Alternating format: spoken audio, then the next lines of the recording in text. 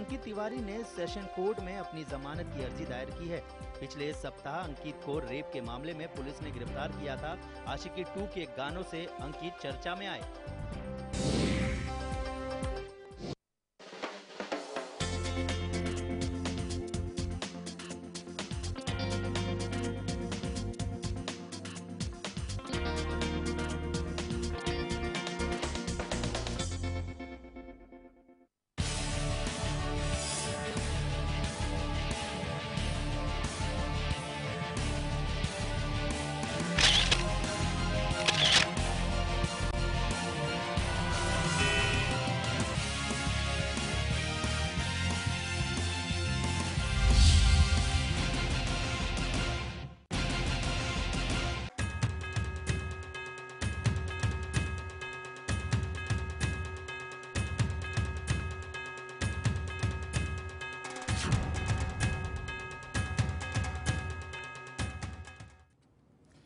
नमस्कार, मैं प्रशांत आंग्रे और आप तमाम दर्शकों का स्वागत है प्राइम टाइम में। और आज की हमारी विशेष पेशकश है एग्जिट पोल महाराष्ट्र। लेकिन इसी के साथ साथ हालांकि हम चर्चा जरूर करेंगे पूरे एग्जिट पोल के ऊपर, लेकिन अगर खास फोकस अगर महाराष्ट्र का किया जाए तो 48 सीटों के लिए चुनाव हो चुके हैं, लेकिन क्या कुछ रिजल्ट आएगा? तो वहीं दूसरी तरफ अगर बात की जाए लोकसभा चुनाव की, तो लोकसभा के आखिरी चरण के मतदान के समाप्त होने के साथ ही नई सरकार को लेकर कयास लगना का दौर जो है ये अब शुरू हो चुका है। नतीजों का ऐलान भले ही 16 मई को होगा, लेकिन उससे पहले सभी टीवी चैनल्स के एग्जिट पोल्स ने इस बार बीजेपी को बढ़ते दिखाने शुरू कर दिए हैं। देश के विभिन्न राज्यों के साथ साथ महाराष्ट्र में भी बीजेपी अपने विपक्षी पार्टियों से काफी आगे दिखाई पड़ रही है।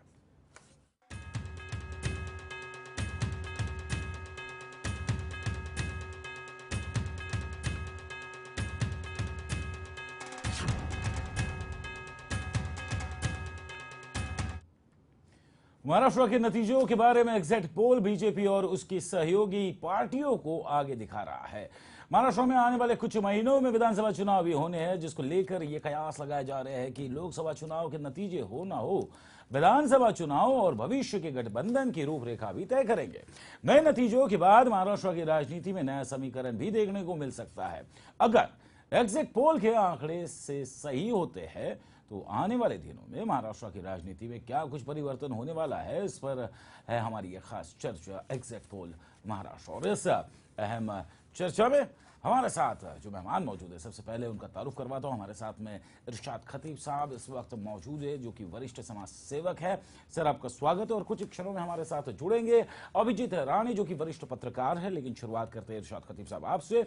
जहां तक महाराष्ट्र का एग्जिट पोल जो बता रहा है कि कहीं ना कहीं भारतीय जनता पार्टी और युति की जो सरकार है ये सबसे आगे है, यानी अब तक का जो आज का जो डाटा है, जिसके हिसाब से 11 सांसद शिवसेना के और 9 सांसद बीजेपी के, यानी कुल मिला के 20 सीटें युति के पास में, कांग्रेस के पास में 17, एनसीपी के पास में 8 है, यानी 25 सीटें इनके पास में।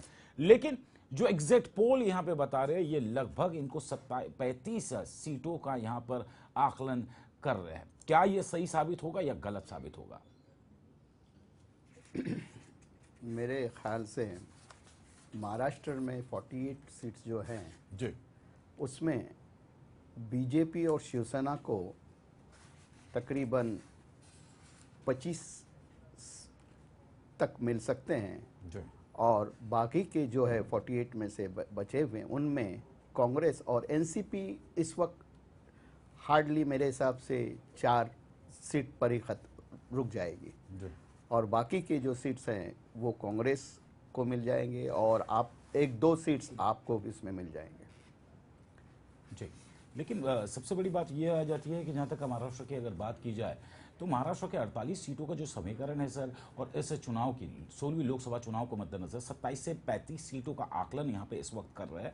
लेकिन कांग्रेस और एनसीपी को जहाँ तक सिमटे हुए 11 से 15 के बीच में एग्जिट पोल यहाँ पे बता रहा है। तो इस बार जो फेलियर है, और इस फेलियर की क्या वजह हो सकती है? नरेंद्र मोदी की लहर इसके लिए जिम्मेदार है, या महाराष्ट्र की राजनीति में कई सारे ऐसे अहम मुद्दे हैं या मसले हैं जिसके तहत इन आंकड़ों में हम आज तब्दीलियां देख रहे हैं? मेरे ख्याल से ये जो चेंजेस जो आए हैं इस इलेक्शन में जी, और आप देख रहे हैं एग्जिट पोल में जो हार दिखा हो रही है कांग्रेस की, जी, और तुम्हारे एनसीपी के, जी इसके जिम्मेदार खुद यहाँ की एग्जिस्टिंग जो सरकार है जी वो जिम्मेदार है, बिल्कुल। जिसमें एक तो मुद्दा एलबीटी का रहा है। जी एलबीटी का जिस वक्त एजिटेशन चल रहा था उस वक्त वो व्यापारी लोग जो थे उन्होंने पृथ्वीराज चौहान से कहा था कि देखो आप इस एलबीटी को रोक लो, जी अगर नहीं इसको आपने अगर नहीं रोका इस एलबीटी को लाइन तो हम लोग जी आपको आगे आने वाले इलेक्शन में इसका रिजल्ट आपको हम खुद दिखाएंगे, और उन्होंने वो दिखा रहे हैं। ये एक मुद्दा है एलबीटी का। जी दूसरा मुद्दा है यहाँ पे जो सिंचन घोटाला हो गया, जी जिसमें आपने देखा है कि सिंचन को 70,000 करोड़ का जो घोटाला हुआ है, और वो घोटाले में हार्डली उसकी रिपोर्ट ऐसी है तो उसमें तो 1% का भी काम नहीं हुआ है। तो वो पैसा कहाँ गया है? जी लोग ड्रॉट से मर रहे हैं, जी पानी से मर रहे हैं। और अगर इस अजीत पवार आप चाहते उस वक्त जो सिंचन मिनिस्टर थे उनसे कहा गया कि ये पैसा आपने कहाँ लगाया और जो डैम बन रहे हैं वो कहाँ बन रहे हैं, उसमें पानी कहाँ है, तो उन्होंने कहा कि क्या इसमें लोगों को क्या पेशाब करना कहूँ। इस तरह से लोग बदजन हो गए इस तरह के जवाब से। और सेकंड थिंग, अभी आपने और भी देखा है कि गारपीट जो हुआ है, इस गारपीट में तकरीबन एक एक किसान को कम से कम 2 से 2.5 लाख रुपए मिलना चाहिए, जो हेक्टर के पीछे खर्चा हुआ है। वो लोगों ने 15,000 रुपए देने का वादा किया है, वो भी कई सबों को मिला नहीं है आज तक। 15,000 कहाँ, 15,000 कहाँ 2.5 लाख का खर्चा। आज आप देख रहे हैं कि किसान लोग जाने दे रहे हैं, अपने जान दे रहे हैं। जो हमारा जो नारा है, शास्त्री जी का जो नारा जो है, जय जवान जय किसान, आप आज देख रहे हैं कि जय जवान जय किसान के जगह मर जवान हो रहा है, जवान मारे जा रहे हैं, किसान मर रहे हैं। तो ये जो स्लोगन है वो मैं समझता हूँ चेंज हो गया है। जय जवान के जगह जय किसान और मर जवान मर किसान ये हो गया। ये कौन कर रहा है? जी, ये सारी अहम मसलों पर आपने यहाँ पे फोकस किया है। अभिजीत रानी जी इस वक्त हमारे साथ जुड़े हुए हैं, आपका स्वागत है अभिजीत रानी जी। अभिजीत रानी जी, हम यहाँ पर बात कर रहे हैं महाराष्ट्र के एग्जिट पोल की। एग्जिट पोल से मुतल्लिक बातें इसके लिए हम कर रहे हैं क्योंकि हम ओवरऑल सिनारियो पे भी बात करेंगे, लेकिन फोकस हम महाराष्ट्र पे इसके लिए रख रहे हैं क्योंकि 48 सीटें, खास करके जो एग्जिट पोल बता रहा है 27 से लेकर 35 सीटें तक युति यानी बीजेपी और शिवसेना को मिल सकती है। ये अगर ये मिल सकती है तो क्या इसके पीछे सिर्फ नरेंद्र मोदी फैक्टर है या फिर महाराष्ट्र की अपनी रीजनल लेवल की जो राजनीति है उसमें खामियां हैं, जिसके चलते कई सारे ऐसे अहम बिंदु, ऐसे मसले हैं जिसके चलते ये नंबर्स हमें चेंज देखने को मिल रहा है? मुझे ऐसा लगता है ये मोदी जी एक ऑप्शन लोगों को मिला हुआ है। जिस प्रकार से हमारे प्रिय मित्र अभी उनकी बात जो रख रहे थे, जैसे सिंचन घोटाला हो, ये गए 10 साल में जो प्रोग्रेस हमारे देश ने किया है वो बहुत लाचारी हमें देखने मिल रही है। आप देख रहे हैं घोटालों की तो सीरीज ही हमने देखी है। बिल्कुल। अगर हम फोकस करेंगे महाराष्ट्र पे, अगर महाराष्ट्र की हम बात करेंगे तो महाराष्ट्र में जो चीज़ें हम फेस कर रहे हैं गए ये 5 सालों में, अगर नज़दीक से देखेंगे सरकार किस प्रकार से काम कर रही है, तो एक एंड यूज़र जो होता है, वो सर्वसामान्य जो नागरिक है, वहाँ तक वो सुविधा पहुँची नहीं है। और जो अनाउंसमेंट सरकार अनाउंसमेंट्स कर रही है बट एक्चुअली वो डिलीवर नहीं हो पाई है। और एक छोटा सर्वसामान्य मिडिल क्लास मतदार जो होता है वो एक समझदार मतदार होता है। मैं समझता हूँ कि जब तक वो मतदार को कोई एक्चुअल बेनिफिट नहीं होता तब तक वो एक बहुत बड़ा क्वेश्चन मार्क उसके सामने होता है। मैं समझता हूँ इस बार जो वोटिंग हुई है वो बहुत सोची समझी वोट डाला हुआ है और लोगों के पास एक कॉन्क्रीट ऑप्शन कोई नहीं था सिवाय नरेंद्र मोदी। और लोगों ने नरेंद्र मोदी जी को एक ऑप्शन के तौर पर एक मौका देने के हिसाब से उनको एक अपॉर्चुनिटी दी है, ऐसे मैं समझता हूँ कि दूसरा कोई कॉम्पिटिटिव फेस वहाँ पर नहीं था जी। और इसके वजह से मोदी जी को उन्होंने फ्रेम किया है। मगर इसमें आप अगर देखेंगे तो केजरीवाल जी है, केजरीवाल जी का भी दिल्ली में वही हाल हुआ। लोगों ने एक ऑप्शन देखा था कि ये आदमी हमें कुछ परफॉर्म कर पाएगा या परफॉर्मेंस दिखा पाएगा। जिस प्रकार से उन्होंने आंदोलन जो कि अन्ना हजारे ने और उनके टीम ने जो आंदोलन खड़ा किया, मैं समझता हूँ करप्शन और महंगाई ये जो दो मुद्दे हैं, वो दो मुद्दों पर जो भारत ने एक आंदोलन देखा कुछ दिनों पहले जो अन्ना हजारे ने लीड किया, उसका एक बहुत बड़ा असर लोगों के दिलों में था, दिमागों पे था और उसका वही एक असर आगे कैरी फॉरवर्ड होके हमें इलेक्शंस में देखने मिल रहा है। उसमें दिल्ली के इलेक्शंस में आप अगर देखेंगे जो जिस प्रकार से केजरीवाल जी ऐसे ही पोल्स के मीडिया में चर्चा हो रही थी और केजरीवाल जी किधर भी नहीं थे, 2 सीट्स 3 सीट्स पे थे, मगर एक्चुअल परफॉर्मेंस जो उनका हमें देखने मिला इट वाज शॉकिंग। तो अभी भी मुझे ऐसा लगता है, मुझे अभी भी एक कोई शंका है कि लास्ट अगर आप 7-8 दिन से अगर शेयर मार्केट देखेंगे तो वो ऊपर है, बिल्कुल it is on the up growth. मुझे ऐसा लगता है कि कोई कारपोरेट हाउसेस ने एक बहुत बड़ी फाइनेंशियल स्ट्रेंथ मोदी जी के सामने खड़ी की और आप अगर बिजनेस पॉइंट ऑफ व्यू से देखेंगे तो इलेक्शन में जो ये कारपोरेट हाउसेस के कैंडिडेट्स थे वो मोदी जी थे और कमर्शियली जो कुछ खर्चा हुआ है या हो गया है उसका रीइंवेस्टमेंट के दृष्टिकोण से आप अगर पिछले 10 दिनों का ट्रेंड देखो तो हायर साइड में ही ट्रेंड है। बिल्कुल, लेकिन इसका सेकंड फेज भी ये होता है। इरशाद खतीब साहब, क्या आप अभिजीत राणे जी की इन बातों से सहमत है? क्योंकि जिस प्रकार से जो वोटिंग परसेंटेज महाराष्ट्र की राजनीति, देखिए महाराष्ट्र की अपनी एक राजनीति है जहाँ पे मराठा कार्ड चलता है, जहाँ दलित कार्ड चलता है, जहाँ पे माइनॉरिटी कार्ड ज़्यादा चलता है।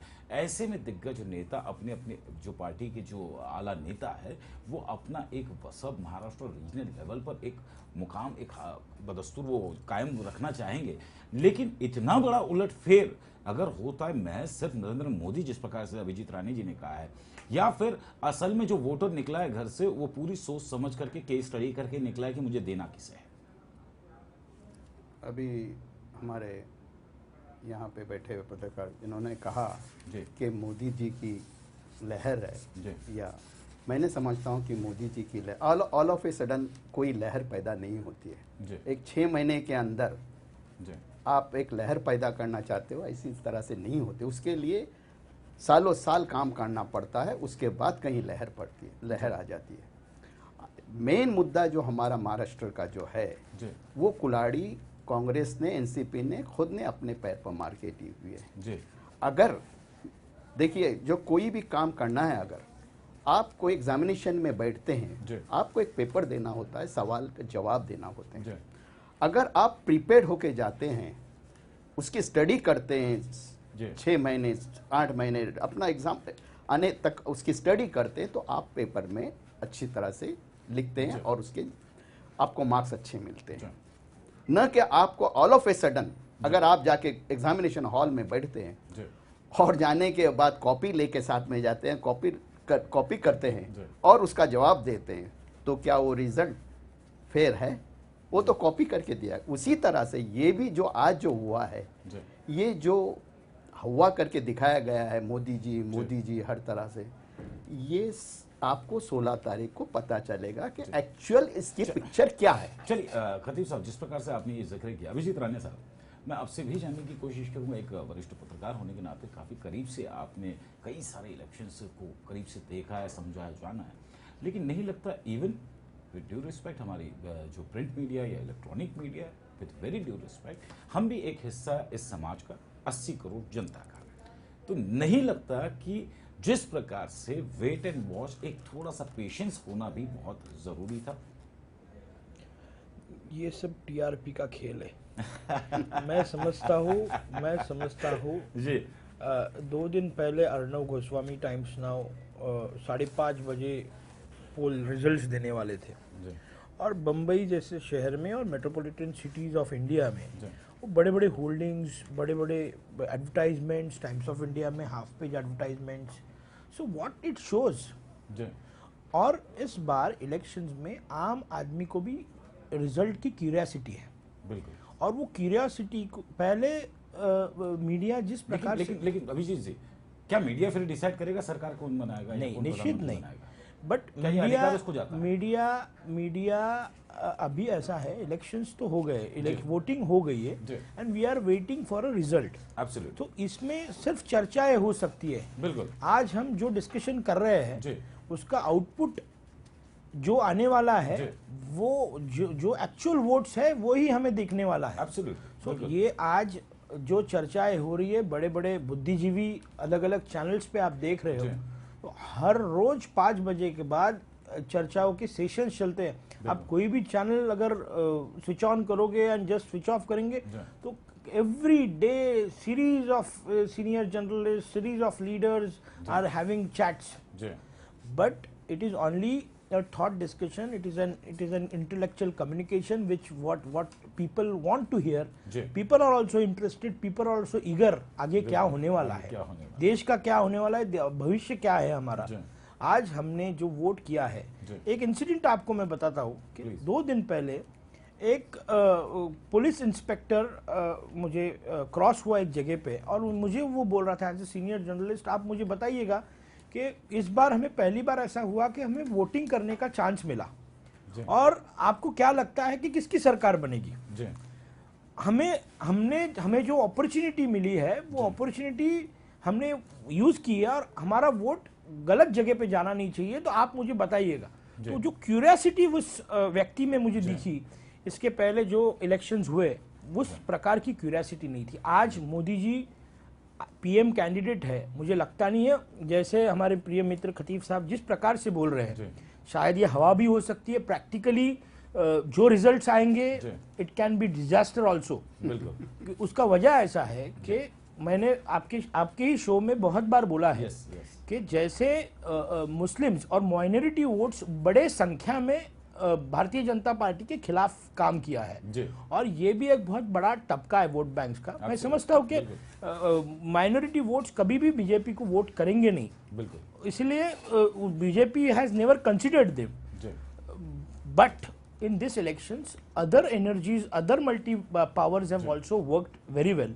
और मुझे ऐसा लगता है कि जैसे कांग्रेस और जो लीडिंग पार्टीज थी, जिस प्रकार से अभी हमारे मित्र ने बताया कि अपनी कब्र कांग्रेस राष्ट्रवादी ने खुद खुदवाई है, तो मैं निश्चित रूप से उनसे सहमत हूँ।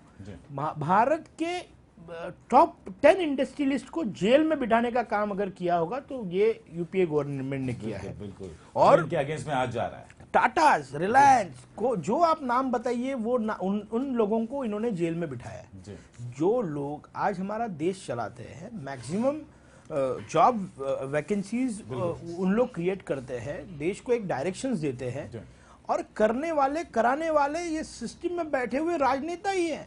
बिल्कुल, लेकिन ऐसी क्या वजह आती है, ऐसा क्या होता है कि जो क्यूरियोसिटी आप बात कर रहे हो अभिजीत राणे साहब, और जो ईगरनेस की बात कर रहे हो खतीब साहब, क्या यही 2 चीजें, या फिर एक ओवर कॉन्फिडेंस यहाँ पर है कि अभी से ही चर्चाओं का दौर शुरू हो गया है कि मोदी जी के गृह मंत्री कौन होंगे, वित्त मंत्री कौन होंगे, मोदी जी के रक्षा मंत्री कौन होंगे, ये तमाम स्पेकुलेशंस, प्रेडिक्शंस शुरू हो गई है। नहीं लगता है कि थोड़ा सा एक पेशेंस होना जरूरी है? 16 तारीख, लेट्स फेस 16। यस, मैं कहना चाहता हूँ त्रिपाठी जी से कि 2004 में जो लोकसभा के इलेक्शन हुए थे, उसमें इंडिया शाइनिंग का इन्होंने नारा लगाया हुआ था, इंडिया शाइनिंग। और इंडिया शाइनिंग में रिजल्ट से पहले कह रहे थे कि सरकार बीजेपी की आ गई। मीडिया के ओपिनियन, एग्जिस्ट ओपिनियन जो आ गए, उसमें भी दिखा रहे थे कि बीजेपी सरकार बना रही है। लेकिन रिजल्ट आने के बाद क्या हुआ? नहीं कुछ उनका बन सका। उसके बाद 2009 में आडवाणी जी को प्रोजेक्ट किए प्राइम मिनिस्टर के लिए, और उस वक्त भी यही मीडिया ने कहा था कि BJP going to make government बना रही है। तो उस वक्त भी वो फेल्योर रहे।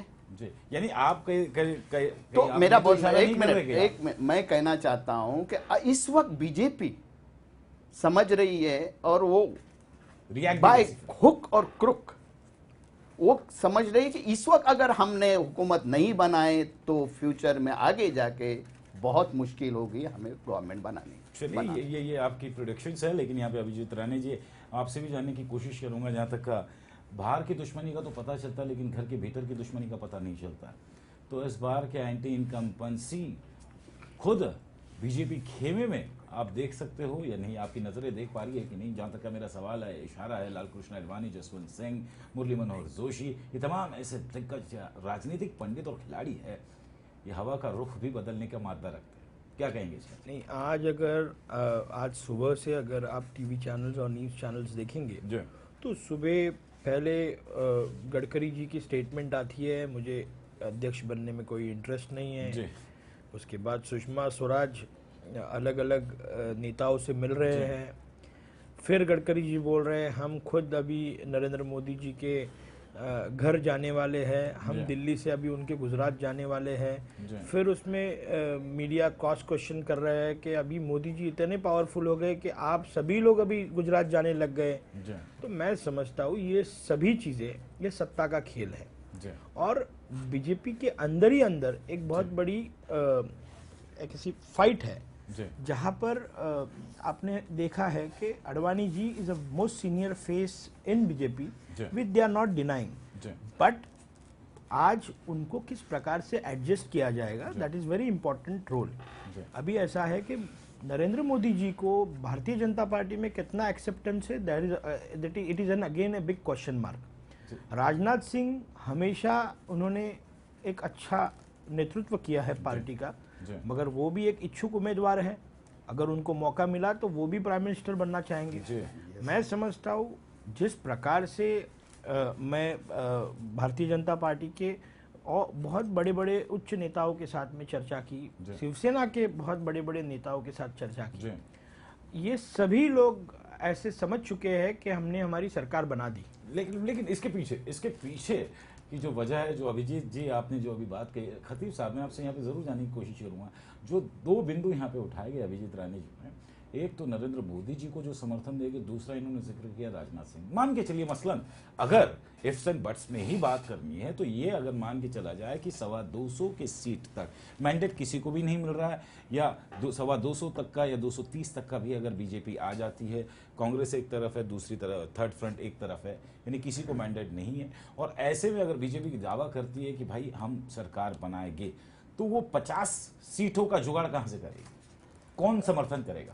प्रशांत भाई जी, मैं फिर से आपको यही कहूंगा कि ये जो एक्सपेक्ट कर रहे हैं, इनका जो एक्सपेक्टेशन है बीजेपी का आज कि हम 300 के ऊपर क्रॉस करेंगे, हम 280 के ऊपर क्रॉस करेंगे, हम यूपी में 80 में से 70 लेके, ये ख्याली पुलाव है, बाकी कुछ नहीं है। लेकिन अगर ये तो मेरे हिसाब से 190 to 220 के बीच में रहने वाले हैं एनडीए। अब इनको सवाल पैदा होगा कि आगे के फुल मेजॉरिटी के लिए हमको ऊपर के सीट 50,000 कहाँ मिलेंगे। बिल्कुल। तो वो सवाल उस वक्त आएगा कि देखो नीतीश कुमार है, जयललिता है, बनर्जी है, ममता बनर्जी है, बाकी के दूसरे लोग जो है वो लोग यही कहेंगे कि अगर प्राइम मिनिस्टर बनाना है तो मोदी छोड़कर किसी को अगर बनाते हैं तो हम आपको सपोर्ट करते हैं, वरना हम, ये सवाल आने वाला है। चलिए अभिजीत राणे जी, क्या आप इस बात से इत्तेफाक रखते हैं? निश्चित रूप से जो उनके कैलकुलेशंस है वो सही है। मैं समझता हूँ, अभी मैं थोड़ी सी बात काटूंगा। जैसे आपने इसके पहले वाला जो प्रश्न मुझे पूछा कि इंटरनली भारतीय जनता पार्टी में किस प्रकार से क्या खिचड़ी पक रही है, आप देखेंगे कि ये पूरे सीरीज ऑफ रैलीज में हमने देखा कि श्रुति ईरानी बहुत एक्टिवली इन्वॉल्व थी, और Sushma Swaraj was initially introduced as PM candidate, it was, और उसके बाद शी वाज सो नोवेयर कि किधर भी दिखी नहीं। बिल्कुल। आप देखेंगे कि सुषमा स्वराज ये पूरे कैंपेन में कोई भी सभा अटेंड की नहीं है, कोई भी बड़े इसमें शी वाज नॉट बीन, क्योंकि उसका जो कैंप है वो अडवाणी कैंप है। तो मैं समझता हूँ कि एक्चुअली अभी भी एक साइलेंट एनर्जी काम कर रही है। मोदी जी जिस प्रकार से मीडिया को मैनेज कर रहे हैं, मैं मैनेज वर्ड यूज नहीं करूंगा बट डोमिनेट कर रहे हैं। मैं समझता हूँ he knows how to play his cards, the way he has captured media and the way he is presenting himself. आप देखिएगा साइलेंटली जो अडवाणी के करीबी लोग, जो अडवाणी के साथ में जिन्होंने अपना करियर बनाया, वो सभी लोग आज किधर भी दिख नहीं रहे हैं हमें। आज उनके साथ में जो फेसेस हम देख रहे हैं वो लास्ट 10 साल में जिस प्रकार से भारतीय जनता पार्टी में जो अवेलेबल लीडरशिप दिख रही थी वही उनके साथ में आज दिख रहे हैं हमें। जो सीनियर लीडर्स है भारतीय जनता पार्टी हुए, एक भी लीडर्स हमें देखने नहीं मिल रहा है। मैं समझता हूँ निश्चित तौर पर जैसे खतीब साहब ने उनके चर्चा में बताया कि 16 तारीख को रिजल्ट आने के बाद दूध का दूध पानी का पानी होने वाला है। चलिए खतीब साहब, रिजल्ट क्या देख रहे हैं आप? क्या कुछ जहर में चल रहा है? क्या रिजल्ट यही होने वाला है। मैंने फिर कहूंगा कि ये जो ख्याली पुलाव जो है मोदी सरकार, इसमें मैंने समझता हूं कि उसमें सक्सेस रहने वाला है, क्योंकि इनको 220 के आगे नहीं जाएंगे। फिर वही सवाल आने वाला है कि इनको सपोर्ट किससे लेना है, और जब सपोर्ट लेने के लिए जाएंगे तो मोदी के सिवा कोई और को कहेंगे कि बनाओ तो हम आपको सपोर्ट देते हैं, वरना सपोर्ट नहीं मिलेगा। मैं कहता हूं फिर आम आदमी के बारे में थोड़ा करना चाहता हूं, आम पार्टी के बारे में, क्योंकि आम पार्टी का अभी तक कहीं भी कोई बैलेंस शीट तैयार नहीं की हुई है। ये उनका पहला इलेक्शन है। उन्होंने एंट्री ली तुम्हारे दिल्ली में उन्होंने 7 अच्छे सीट्स लिए थे, और अभी 7 में से 3 से 4 तक वो ले सकते हैं। और बाकी के पूरे हिंदुस्तान में अगर वो 20 से 25 तक जाए, क्योंकि किसी को पता नहीं है, वो डार्क हॉर्स है, वो हॉर्स अगर बाहर निकला, क्योंकि इंटेलिजेंस लोग, एजुकेटेड लोग, जो लोग हैं वो उनके पीछे हैं। चलिए बिल्कुल दुरुस्त कहा, तो शायद कहीं गेम उल्टा पलटा भी हो सकता है। We never predict for that. जी बिल्कुल बिल्कुल। चलते आखिर में वन लाइनर आंसर मैं यहाँ पे अभिजीत रानी जी से लेना चाहूंगा। यहाँ पर देश में जो 3 बड़ी पार्टी है, 2 बड़ी दिग्गज पार्टी है, थर्ड फ्रंट की भी मैं यहाँ पे जिक्र करूंगा। तस्वीर क्या देख रहे हो आप अभिजीत रानी जी? भले एग्जिट पोल जो कुछ कहे, एज अ पत्रकार आप क्या कुछ? मैं समझता हूँ निश्चित तौर पर भारतीय जनता पार्टी को हम आज एक पॉजिटिव एनर्जी के साथ अगर हम देखें तो एक अच्छा लोग उनको एक अपेक्षा के तौर पर देख रहे हैं, और एक अच्छा ऑप्शन करके लोगों ने उनकी तरफ वोट किया है। I say that around 70% people have voted for Bharatiya Janata party है। सो मैं समझता हूँ कि मेजर सीट जो है वो मोदी जी की तरफ जाएंगी। चलिए मोदी जी की तरफ त्रिपाठी साहब जो कह रहे हैं कि 70% खतीब साहब कह रहे हैं कि नरेंद्र मोदी या बीजेपी जो है 220 के करीब सिमट जाएगी, लेकिन उसके बाद तस्वीर देखने लायक होगी। एनीवे, जितनी भी बातें आप लोगों ने की इस शो से मुतल्लिक, इस विशेष प्रोग्राम से मुतल्लिक, हमारे एग्जिट पोल से मुतल्लिक, बहुत बहुत शुक्रिया अभिजीत रानी जी आपका भी, और सर इरशाद खतीब साहब आपका भी बहुत बहुत शुक्रिया। आपने इस चर्चा में हिस्सा लिया, अपनी बातों को खूबसूरत तरीके से यहाँ पे रखा। लेकिन at the end of the day हम अपने तमाम दर्शकों के सामने ये बात रखना चाहते हैं कि 16 तारीख की तस्वीर का बेसब्री से आपको भी इंतजार है और हमें भी इंतजार है। देखते हैं 16 तारीख को क्या कुछ तस्वीर निकल के आती है। क्या महाराष्ट्र का एग्जिट पोल जो एग्जिट पोल दिखा रहा है, क्या उसके तहत आंकड़े फिट बैठते हैं, या फिर यह आंकड़ों में कोई बहुत बड़ा उलटफेर होता है, इसकी भी तस्वीर दिखाएंगे। और महाराष्ट्र के साथ साथ पूरे देश की जो 16वीं लोकसभा का महापर्व है, इसकी भी आपको तस्वीर जरूर दिखाएंगे। लेकिन फिलहाल इस विशेष पेशकश में बस इतना ही। मुझे दे अनुमति, लेकिन खबरों का सिलसिला लेमन न्यूज़ पे बदस्तूर जारी रहेगा।